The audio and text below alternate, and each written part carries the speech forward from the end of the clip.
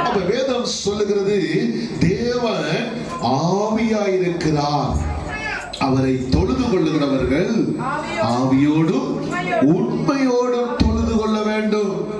ஆவிக்குரிய ஒரு ஆராதனையின் நிலைதான் இது முக்கியமானது. இந்த நிலைதான் ரொம்ப அவசியமானது. பிரியமானவர்களே, இந்த ஆவிக்குரிய நிலையில நாம் எப்படி இருக்கிறோம் என்று நம்மை ஆராய்ந்து பார்க்க வேண்டும். நாம் உண்மையாய் தேவனை ஆவியோடும் உண்மையோடும் தொழுது கொள்ளுகிறோமா? என்ன மாமிச பிரகாரமா இந்த இடத்துல கூடி ஆராதிக்கிறோமா?